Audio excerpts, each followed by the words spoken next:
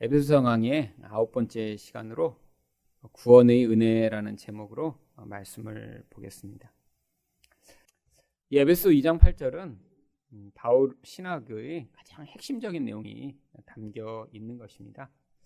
우리가 은혜, 믿음, 교회에서 아주 흔히 사용하고 그렇기 때문에 잘 알고 있다라고 생각을 하고 있지만, 이렇게 바울이 은혜로 인하여 믿음으로 말미암아 구원을 받는다라고 할 땐 이 성경 전체에서 이야기하는 어떤 특정한 의미들이 그 안에 담겨 있는 것입니다. 우리가 흔히 은혜라는 단어는 언제 사용하나요? 뭔가 좋은 일이 있을 때요. 감동을 받았을 때요. 또 마음이 따뜻해질 때요. 또 내가 힘들 때 도움을 얻을 때요. 또 내가 그런 자격이 안 되는데 무엇인가 그런 하나님으로부터 나를 도와주시고 문제가 해결되는 그런 상황에서 우리가 은혜를 받는다라고 합니다. 그런데 성경에서 물론 이 은혜가 이러한 의미로 사용될 때들이 있습니다. 하지만 성경에 나오는 거의 대부분의 이 은혜라고 하는 단어는 어떤 특정한 의미를 가지고 우리에게 이 은혜가 정말 무엇인가라는 것을 가르쳐 주시고자 합니다. 그래서 오늘 8절 상반절에 너희는 그 은혜에 의하여 구원을 받았다라고 되어 있는데, 이 은혜가 단순히 내 마음이 따뜻해지거나 뭔가 좋은 일이 일어나는 차원이 아니라 우리 구원의 가장 핵심적이고 중요한 요소라고 하는 것입니다. 성경에서 이 은혜라고 하는 단어를 한글로 검색을 하면 291번이나 나옵니다. 물론 이렇게 나오는 이 은혜라고 하는 단어의 원어는 각각 좀 다른 단어들을 번역한 것입니다. 구약에는 이 은혜라는 단어를 아주 여러 개의 단어들을 이렇게 번역을 하고 있습니다. 흔히 헨, 토부, 헤세드 이런 단어들을 번역하지만 그 의미들은 성경이 원래 보여주고자 했던 그 일관된 은혜라는 표현보다는 사람으로부터 받는 호의, 또 하나님으로부터 받는 도움, 이런 종류의 의미로 사용될 때가 많이 있습니다. 그런데 신약 성경에서는 이 은혜라는 단어가 주로 카리스라고 하는 하나의 단어로 사용하고 있고요. 그리고 이 단어는 지금 이 성경이 보여주고자 하는, 또 이 바울이 이곳에서 사용하고 있는 바로 신학적 의미로서의 은혜라고 하는 단어를 사용하고 있는 것입니다. 구약에서 이 은혜는 특별히 하나님의 성품을 보여주고자 사용된 단어였습니다. 그래서 출애굽기 33장 19절 말씀을 보시면 여호와께서 이르시되 내가 내 모든 선한 것을 내 앞으로 지나가게 하고 여호와의 이름을 내 앞에 선포하리라. 나는 은혜 베풀 자에게 은혜를 베풀고 긍휼히 여길 자에게 긍휼을 베푸느니라. 하나님이 스스로 자신을 은혜 베풀 자에게 은혜를 베푸시는 분이시라고 설명을 합니다. 은혜로움이라는 것이 하나님의 성품이라고 하는 것이죠. 결국 하나님은 자신의 성품에 따라 우리에게 은혜를 베푸시고 계시다라고 하는 것입니다. 그러면 하나님이 베푸시는 이 은혜가 무엇인가? 우리가 알기 위해서는 그 하나님의 성품이 어떤 방식으로 발휘되는가를 찾아보아야 합니다. 그런데 구약 성경에서 이렇게 하나님을 설명하면서 하나님이 은혜롭다라고 할 때마다 항상 일관되게 같이 사용되는 표현이 있습니다. 오늘 출애굽기 33장 19절에도 나오는데 긍휼 혹은 불쌍히 여긴다라고 하는 표현이죠. 그래서 시편 103편 8절을 보시면 여호와는 긍휼이 많으시고 은혜로우시며 노하기를 더디하시고 인자하심이 풍부하시도다라고 표현하고 있습니다. 결국 이 은혜라는 것이 하나님의 그 무한한 긍휼로 말미암아 이렇게 자격이 되지 않는 자들에게 베풀어지는 그런 좋은 것임을 알 수 있는 것입니다. 결국 하나님이 은혜 베푸신다고 할 때 그 대상에 관계없이 이 하나님의 좋은 것이 베풀어지며 결국 그 안에는 하나님이 우리를 긍휼히 여기시기 때문에 베푸시는 은혜라고 하는 것이죠. 그런데 이런 성품으로 말미암는 하나님의 은혜가 어떤 방식으로 나타나냐 하면 구약에선 죄로 말미암아 죽었어야 할 자들 가운데 하나님이 심판하시지 않고 그에게 은혜를 베풀어 살려내시는 그런 그림으로 등장합니다. 바로 노아에 관한 이야기입니다. 창세기 6장 8절 말씀을 보시면 그러나 노아는 여호와께 은혜를 입었더라.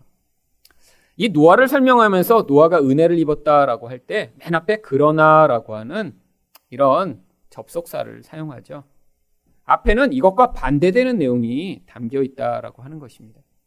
노아는 은혜를 입었는데 그러나 다른 사람들은 은혜를 입지 못해 어떤 결과가 나타나냐면 창세기 6장 5절과 7절을 보시면 여호와께서 사람의 죄악이 세상에 가득함과 그의 마음으로 생각하는 모든 계획이 항상 악할 뿐임을 보시고 이르시되 내가 창조한 사람을 내가 지면에서 쓸어버리되 사람으로부터 가축과 기는 것과 공중의 새까지 그리하리니. 은혜를 받지 못하면 죄악으로 말미암아 심판을 당해 멸망당할 수밖에 없다라고 하는 것입니다. 그러면 노아는 뭔가 이렇게 멸망당하는 사람보다 뭔가 특별한 점이 있었던 것인가요? 하나님이 보실 때 이 노아를 보니까 이 노아는 그래도 이렇게 멸망시키면 안 되겠다라고 하는 그런 어떤 좋은 점이 노아에게 발견됐기 때문에 하나님이 그 노아는 살려주신 것일까요? 아닙니다. 이 은혜 베푸신다라고 하는 것이 하나님의 성품에 근거한 것이기 때문에 그것은 노아가 뭔가를 잘했거나 못했거나에 관계없이 원래 노아도 심판받아 죽었어야 할 대상인데 하나님이 그 성품에 따라 그에게만 특별한 은혜를 베풀어 주셨다라고 하는 것이죠. 왜 이런 이야기를 구약에 기록하고 있는 것일까요? 이제 이 은혜라고 하는 것이 자격 없는 자들에게 어떠한 방식으로 나타날 것인가를 모형으로 보여주시고자 하는 것입니다. 여러분, 모든 인간은 죄로 말미암아 다 죽을 운명에 처해 있습니다. 그런데 어떤 사람만 선택을 받아 그 죽음으로부터 구원을 받고 어떤 사람은 구원을 받지 못하고 그 상태대로 그냥 죽음에 빠져 들어갑니다. 근데 그 차이가 어디에 있는 것이죠? 결국 하나님의 선택에 달려있다라고 하는 것입니다. 하나님이 자기 성품대로 그 은혜를 받을 만한 자들의 자격에 관계없이 은혜를 누군가를 택하셔서 베풀어 주시면 그 대상은 살아나게 되는 것이죠. 그런데 바로 이 구약에서는 이런 그림으로 나왔던 이야기가 이제 신약 성경에서는 그것이 어떻게 구체적으로 나와 있는지를 설명하고 있습니다. 그렇다면 우리를 구원하시는 하나님의 은혜는 어떻게 나타났나요? 첫 번째로 율법이 아닌 예수님을 통해 나타났습니다. 요한복음 1장 17절 말씀을 보겠습니다. 율법은 모세로 말미암아 주어진 것이요 은혜와 진리는 예수 그리스도로 말미암아 온 것이라. 요한은 이 율법과 은혜를 대조적으로 설명합니다. 율법은 무엇인가요? 인간이 하나님의 어떤 기준에 이르기 위해 애를 쓰고 노력을 하는 것을 의미하죠.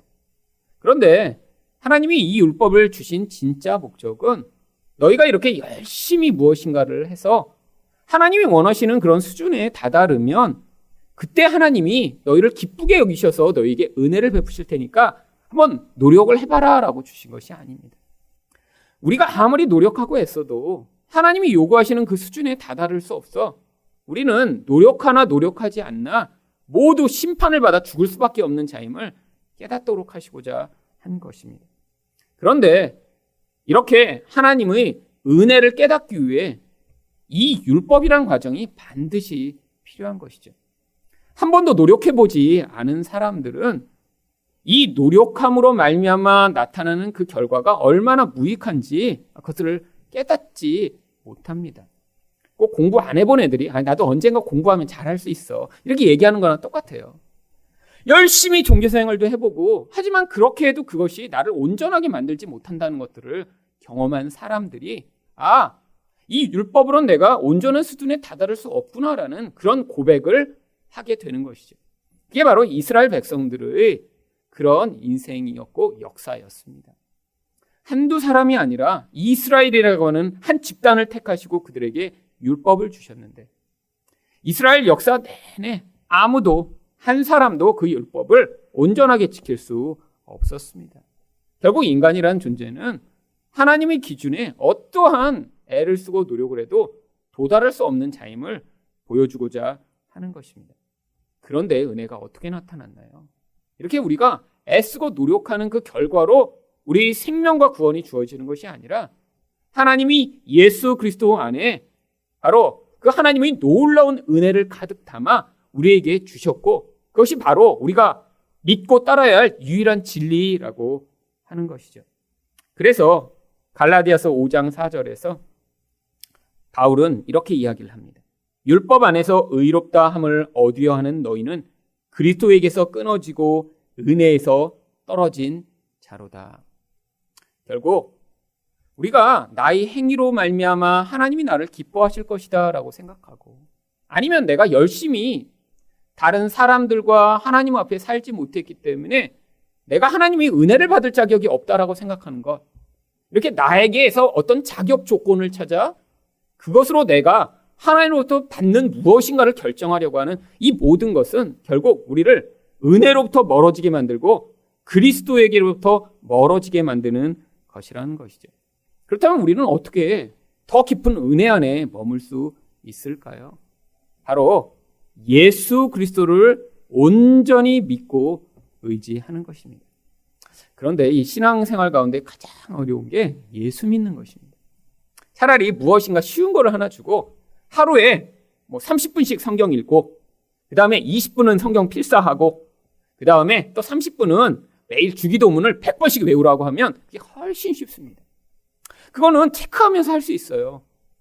그런데 예수를 믿으라고 하는 것은 우리의 어떤 행위에서 나타나는 그런 행위로 말미암는 것이 아니라 우리 본질의 문제이고 근원의 문제입니다.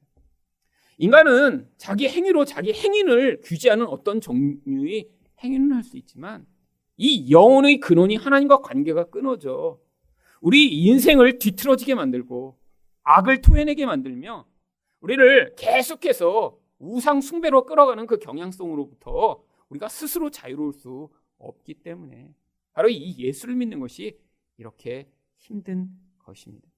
그런데 하나님이 이 인생 통해 우리 근원 안에서 예수를 의지하지 않을 때 나타나는 이런 악한 결과를 우리 인생이 경험하게 하심으로 말미암아 결국 그 과정을 통해 내가 예수로 한 발짝 더 나아가며 예수님을 더 붙들 수 있도록 만드는 인생 만들어내시고자 하는 것이죠.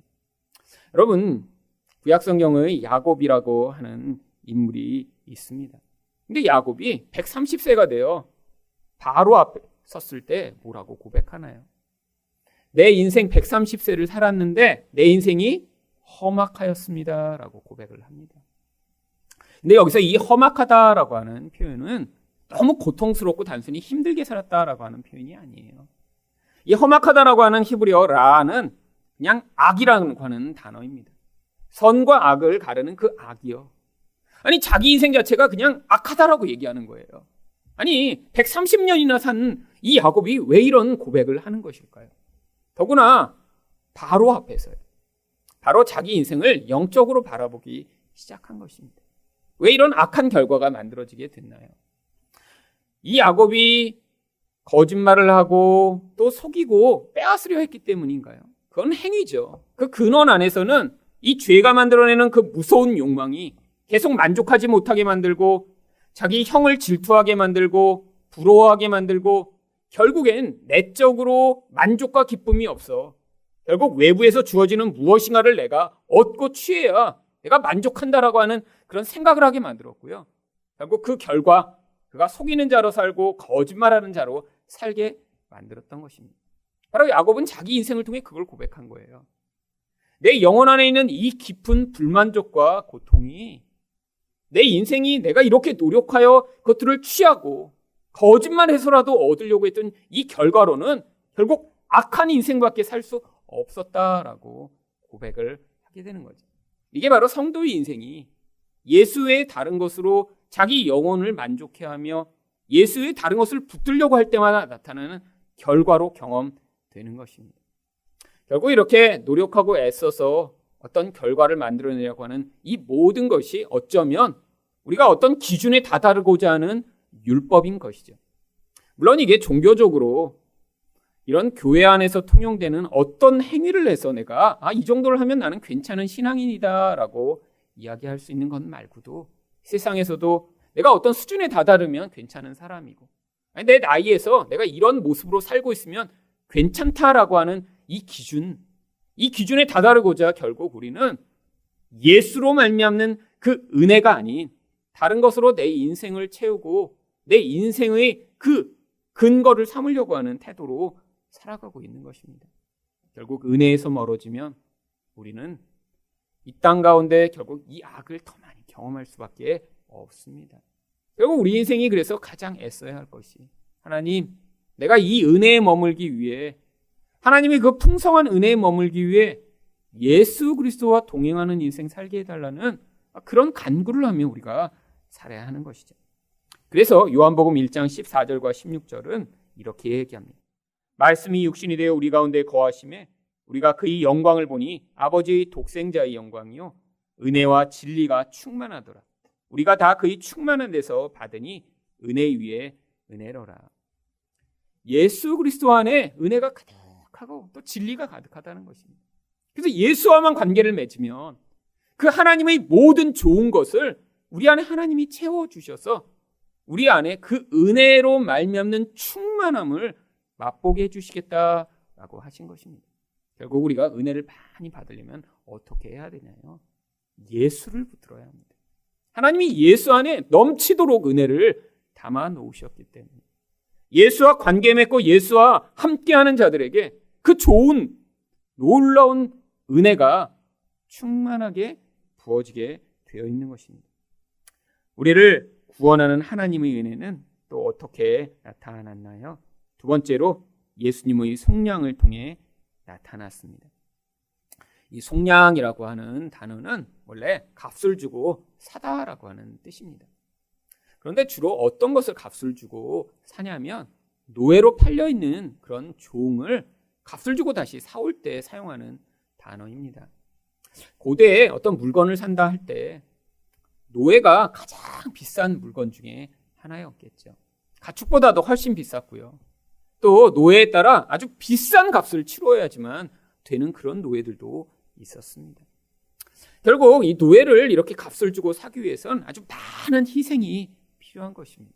그런데 바로 예수님의 속량을 통해 이 하나님의 은혜가 나타났다라고 하는 것은 우리를 하나님이 건져내시고자 하나님이 어떤 희생을 치르셨고 어떤 값비싼 그러한 값어치를 대신 내놓으셨는지를 우리가 깨달을 때 그게 우리에게 놀라운 은혜가 된다라고 하는 것입니다. 그래서 로마서 3장 24절은 이렇게 이야기합니다.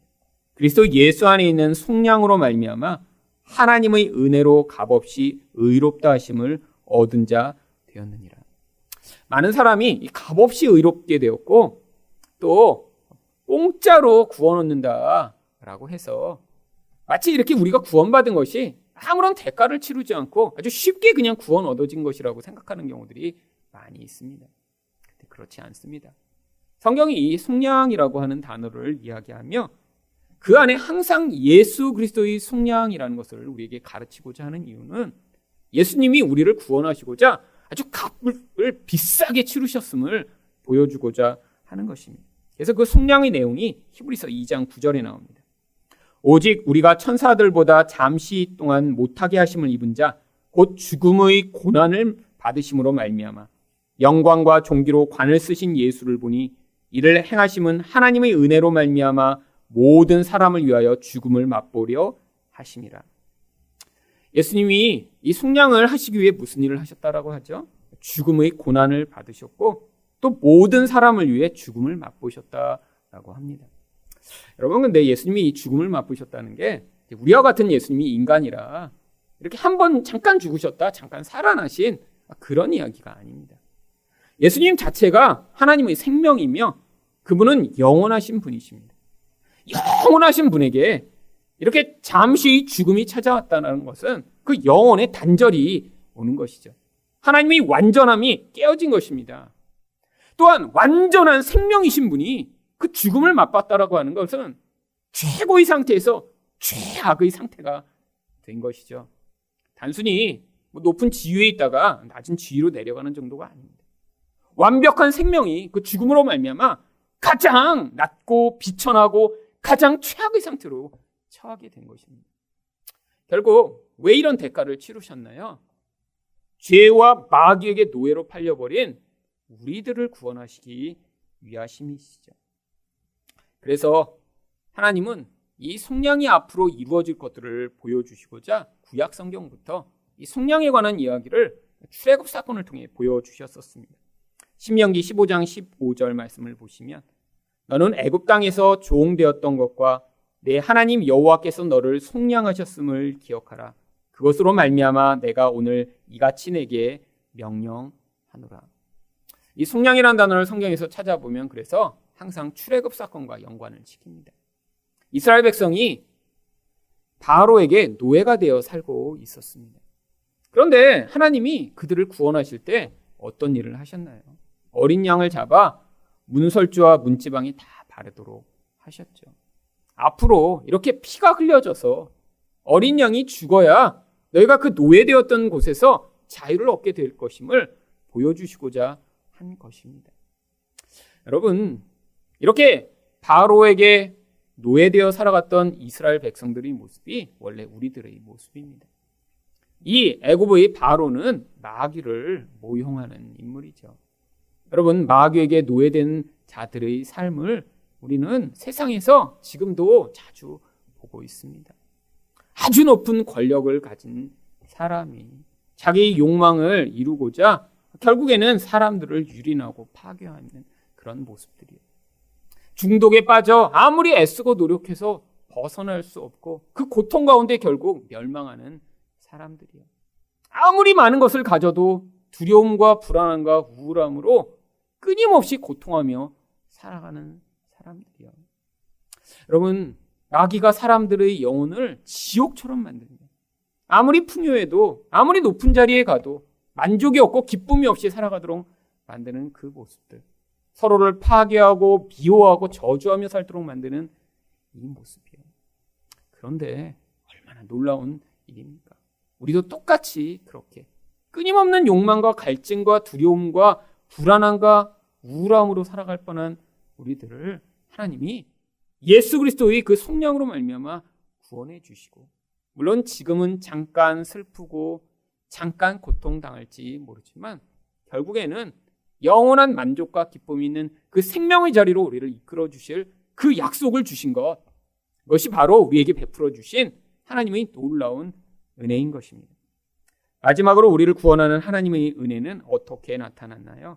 예수님의 의를 통해 나타났습니다. 이 속량이 우리에게 가져온 결과를 성경은 의라고 이야기를 합니다. 물론 마귀의 노예되었다가 풀려났으니까 자유를 얻게 되었죠.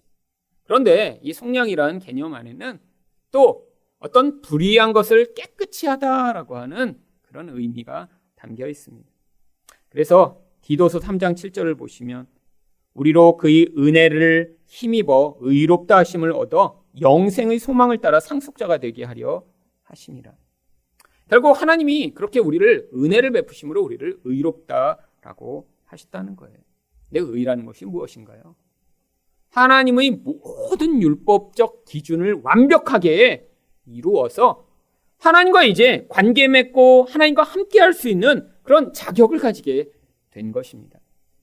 여러분, 세상에서도 어떤 종류의 자격을 갖지 않으면 무엇인가 할 수 없는 일들이 많이 있습니다. 예를 들면 학교에서 가서 가르치려도 교사 자격이 있어야죠. 또 뭐 대통령쯤 이렇게 만나고 하려면 또 어느 정도 수준과 자격이 있어야 만날 수 있습니다. 대통령 만나고 싶다고 가서 이렇게 저 대통령 만나도 되나요? 아무도 못 만나게 하겠죠. 자격이 적절한 게 있어야죠. 여러분, 그런데 하나님을 만나는데도 자격이 필요합니다. 그 중요한 자격이 바로 의라고 하는 자격이에요. 왜냐하면 의를 갖지 못하면 다 불의합니다.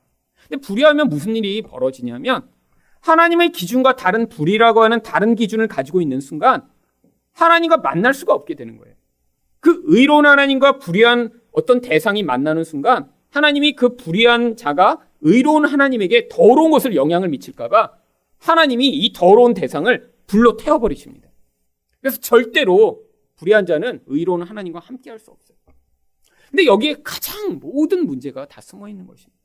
하나님을 만나지 못하면 우리는 생명을 얻지 못하고, 하나님을 만나지 못하면 축복도 받지 못하고, 하나님을 만나지 못하면 죄에서 자유를 얻을 수도 없습니다.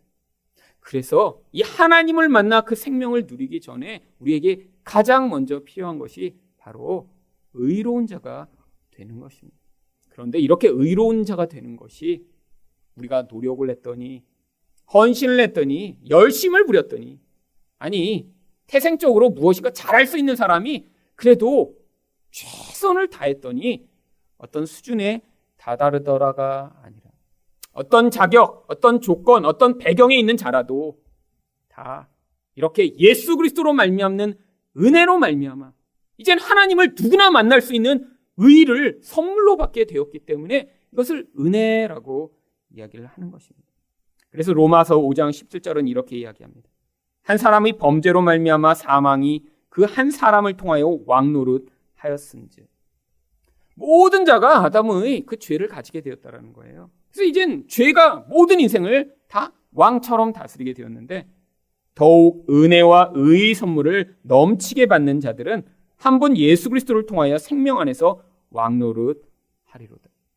이 놀라운 은혜, 이 놀라운 의라고 하는 자격이 이젠 예수 그리스도를 믿는 모든 자에게 임해 죄에 지배받던 그 영혼들이 이젠 예수로 말미암아 지배받는 자, 하나님의 놀라운 생명을 얻는 자가 되도록 하나님이 우리 인생을 통치해 주시겠다고 약속하고 있는 것입니다. 그래서 로마서 5장 21절은 이렇게 얘기합니다. 이는 죄가 사망 안에서 왕노릇 한 것 같이. 결국 죄를 지으면 그 결국이 무엇이라는 거예요? 사망이라는 결국으로 그 죄가 왕처럼 그를 사로잡아 이끌어가게 된다는 것이죠. 그런데 은혜도 또한 의로 말미암아 왕노릇하여. 이 은혜를 받은 자들은 이제 더 이상 죄가 아니라 하나님의 의가 그의 인생을 이끌어가서 우리 주 예수 그리스도로 말미암아 영생에 이르게 하려 함이라. 죄가 가져오는 사망이 아닌 바로 이 의가 가져오는 놀라운 생명을 얻는 자리로 하나님이 우리를 인도해 주시겠다라고 성경이 약속하는 것입니다. 여러분, 하나님이 우리에게 베풀어 주시는 이 은혜가 도대체 그러니까 무엇을 의미하는 것일까요? 바로 이 은혜는 율법이 아니라 예수 그리스도를 통해 우리를 죄에서 속량하시고 우리를 의롭다라고 하셔서 우리에게 생명을 주실 이 모든 것을 바로 성경이 은혜라고 하는 것입니다. 여러분, 이 은혜가 무엇보다 크고 놀라운 것입니다. 여러분, 이 은혜가 로또 맞는 것보다 훨씬 좋은 거고요. 이 은혜가 어떤 재벌집에서 태어나는 것보다 훨씬 좋은 거고요. 이 은혜가 대통령이 되는 것보다 훨씬 좋은 것입니다. 그런데 하나님이 그 생명의 근원이신 하나님과 영원히 함께하며 그 좋은 하나님과 그 하나님이 주시는 그 풍성한 축복을 영원히 누릴 수 있는 이것을 우리에게 예수 그리스도로 말미암아 은혜로 주시겠다고 약속하셨기 때문에 우리가 예수와 동행하는 삶을 살 때 이 은혜로 말미암아 주어지는 그 놀라운 축복과 그 놀라운 구원의 그 결과를 인생 가운데 누리게 되는 것입니다. 여러분이 이제 앞으로 기도하실 때마다 하나님, 예수로 말미암아 나를 속량하시고 나를 의롭다라고 하신 이 은혜를 제 인생 가운데 더 풍성하게 해주셔서 절대로 다른 것이 아니라 예수를 통해 얻게 되는 이 놀라운 생명의 풍성함이 날로 날로 더해갈 수 있도록 은혜를 달라라고 이렇게 기도하시는 여러분이 되시기를 축원드립니다.